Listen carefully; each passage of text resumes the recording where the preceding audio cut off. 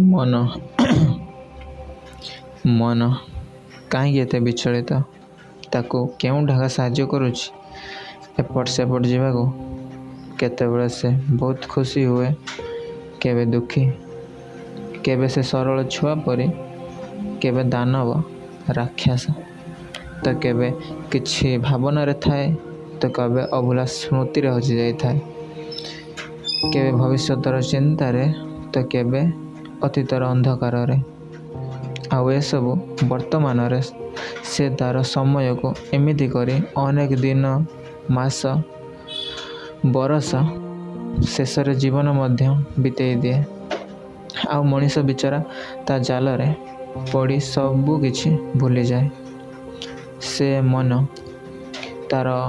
मूल ढागा 5 रास्तार आसे आखि कान पाटी नाक जिह्वा तथा चर्म एसबु शरीर 5 ज्ञानेन्द्रिय यह साहाय्य मन तार स्वभाव गढ़े रचना करे एवं से रचना जाल रे शरीर को बांधे से मन उपरे नियंत्रण करने अति आवश्यक हेले मन उपरे नियंत्रण सहज भी नुह मन उपरे नियंत्रण प्राप्त करने को हेले शरीर 5 ज्ञानेन्द्रिय जहाँ साहाय्य मन अति शक्तिशाली हुए से 5 ज्ञानेन्द्रिय को ठीक और उपयुक्त शिक्षा ज्ञान ध्यान संस्कार उपर अभ्यास करने को हेब नहेले प्रस्तुत हो रुह निजको मनर से रचना जाल रे फसी रखापी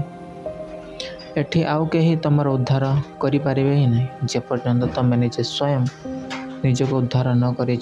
भगवान श्रीकृष्ण भी श्रीमद्भागवत गीता रे यही कथा ही कहते कारण तुमर ताला तुम निजर चाबिकाठी ही खोल आ से चाबिकाठी स्वयं तुम्हें निजे। हरे कृष्ण हरि बोल।